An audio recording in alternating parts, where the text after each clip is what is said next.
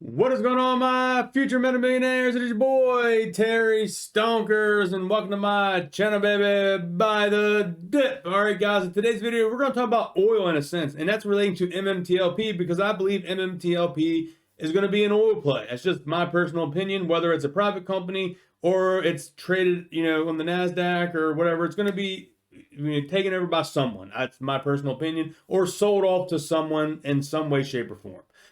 So we're going to cover oil today in a sense. And if we currently go look at the oil prices, WTI crude is $125.70. Brent crude oil is at $130.50. And there's this video down here about Russia warns that $300 oil is coming. So there's a lot of information out here, and there's a list here of the top 10 updates on the big story about the oil updates. So let's go down through these here. And we're also going to talk about companies that have boycotted Russia. And then we're also going to watch the video on that $300 oil as well. So number one, President Joe Biden announced a ban on U.S. imports of Russian oil, gas, and coal, saying Ukraine will never be a victory for Putin. Britain said it also phase out Russian oil imports by the end of the year. That's huge. Ukraine President Zelensky said he is no longer pressing for NATO members for Ukraine. A delicate issue was the one Russia stated reasons for invading its pro-Western neighbor. Referring to NATO membership, Zelensky said through an interpreter that he does not want to be president of any country which is begging for something on its knees. Number three, British Foreign Secretary Liz Truss will meet with U.S. counterpart Antony Blinken in Washington today to discuss what more can be done to help Ukraine and reduce energy dependency on Russia. Number four, U.S. intelligence chiefs branded Russian President Vladimir Putin an angry, isolated leader craving global clout. Frustrated about his Ukraine invasion has not gone to plan and lobbying provocative nuclear threats at the West. Number five, United States rejected Polish offer to send MiG-29 fighter jets to Ukraine via U.S. airbase, saying the proposal raised serious concerns from the entire NATO alliance under a proposed scheme. Those jets could be deployed to Ukraine, with the Polish Air Force receive F-16 fighters as replacement.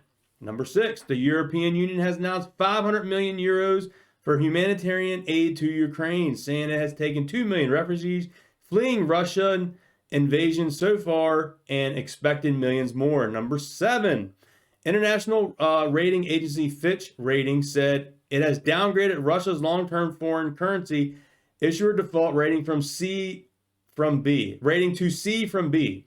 Number eight, McDonald's, Coca-Cola, Starbucks have suspended their operations in Russia over Moscow's internationally condemned invasion of Ukraine. That's huge.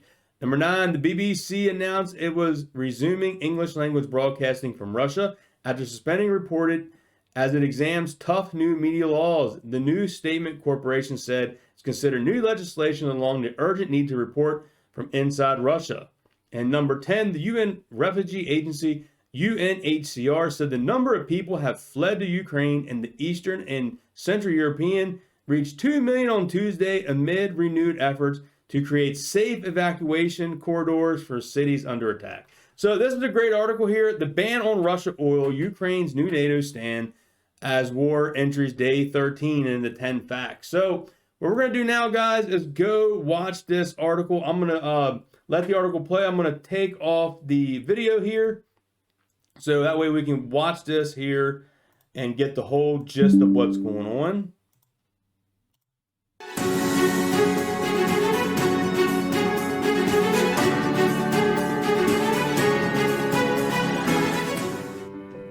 Banning Russian oil could have catastrophic consequences for the global oil market, Russian Deputy Prime Minister Alexander Novak has warned, and could send crude oil prices up to $300 per barrel. Novak's warning comes as both the U.S. House and the Senate agreed on a bipartisan deal that would pave the way to ban Russian oil and gas. It's a political nightmare, obviously, because gas prices will go up, and that's always terrible for a sitting administration. But if you really do want to get at a major creator of Russian revenues, you could do no better than to hit on oil and gas. It's really what has powered the invasion, and it powers the Russian government. And when you hit that, it really matters. But while the White House is mulled over enacting a ban on Russian energy and has discussed the matter with European countries, it has been unwilling to slap sanctions on Russia's energy sector, a move which could result in even higher oil and gas prices than what we see today. Most analysts have set their maximum forecasts for crude oil at $150 or $200 per barrel, a far cry from the $300 that Russia is warning. Some analysts on Wall Street talk about the possibility of $200 oil. Now, none of them are saying they expect that. None of them are calling for $200 oil, but they are saying, hey, let's start to think about what that would mean, what that would do to other costs, and what that would do to the market and the overall economy. None of them would be good effects. According to Goldman Sachs' commodity team, however, the move would have little impact on crude oil prices. The United States imports 400,000 barrels per day of crude oil and crude oil products, and this amount of oil and gas could be sourced from elsewhere. But the specter of could be sourced from the Torchlight Energy land. Restricted supply has so far been enough to send crude oil and gasoline prices soaring. U.S. gasoline prices, a sensitive topic for any U.S. president, have topped $4 per gallon. It really hurts the people that have to drive 20 and 30 miles every day to and from work. Russian crude oil exports have already been significantly curtailed as buyers continue to shun Russian crude oil. All right, guys, so there it is. That is the article. Let me, bing, bring me back in there. So there it is. Also, we're going to skim this here. Like I said, it's going to be bad for us filling up the gas tank and things like that. But as we're predicting these oil prices, I truly believe that MMTLP is already done. But I think, like I said, it just keeps saying that whoever's getting this deal, and maybe there is a clause the deal's done, but until it's like finalized, then maybe these current prices will still take effect. We'll have to wait and see what happens there. But also there's this article out here on the Bloomberg, and it's talking about how these are the companies cutting ties with Russia over Ukraine. And this is just interesting, man, because this is like crazy, some of the stuff you're going to see. Here you can see this was just put out yesterday. Netflix, TikTok, Samsung, and credit card operators have joined the lengthening list of businesses cutting ties with Russia or reviewing their operations in the country as reputational and financial risk amounts. So we're going to go down here. Oil and gas. Russia's largest foreign, BP, led the way. Surprise announcement on February 27th that it would exit 20% of its stake in controlled Rosneft. So there you go. Move that could result in $25 billion write-off in the company's global oil and gas production by a third. Shell followed, citing Russia's senseless act of military aggression. The company said it would end partnerships with state-controlled. So there you go. We also got both projects worth about $3 billion. Exxon said it would discontinue its operations there as well. We're going to go down here and look.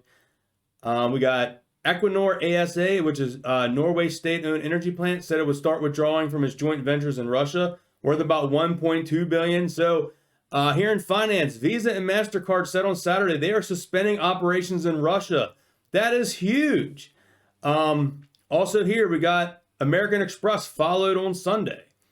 And we're going to go down here and look. Automakers. The biggest automakers, including General Motors, Ford, Volkswagen, and Toyota, announced they would halt shipments to Russia or idle plants in the country. Truck makers Volvo and Daimler Truck Holdings also halted business activities there. We got consumer goods. We got Levi's. Looking who else we got down here. Samsung Electronics. Before we got, who else we got? We got Microsoft on Friday condemned Russia's, and looks like they're pulling out as well. Apple has halted sales of iPhones, start limiting iPhone Pay services and other popular products in Russia. That is huge, man. Apple, we got here, has stopped exports to the country, has Intel Corporation. Nike, one of the several consumer good companies that has cited logistical problems as a reason for suspending sales in Russia. We got the Spanish fashion retailer also pulling out. We got 86 Zara outlets, 502 stores in Russia. And there's a list of other companies here as well. Yeah, Netflix there is the media. I believe I also seen where Facebook joined this list as well recently. And there's an adult one joined as well. My buddy Wancho told me about that one. So I know it was like Coca-Cola, Pepsi. There's just a list. I couldn't even imagine living in Russia right now. And I do feel bad for the people that don't want this war. But yeah, it's just very intense right now. And a lot of companies just don't want to be a part of having services to do in Russia. And they're going to try to cut down using Russia's oil. In return, is going to hurt us in the pockets of the gas prices, but could potentially help our MMTLP dividend if, say, we get a stock transfer and we get like Exxon or Chevron or Mobil or one of them. That's just going to mean those stocks are going to go up. So in return, this could really all help us out. Hope I brought you some great information today and got you a little bit more information you would have known about this Russia situation and how it's going to affect us. It's going to be good and bad. So hope you all enjoyed today's video. If you did, smash thumbs up, leave a comment down below. Catch y'all next video, guys. Peace.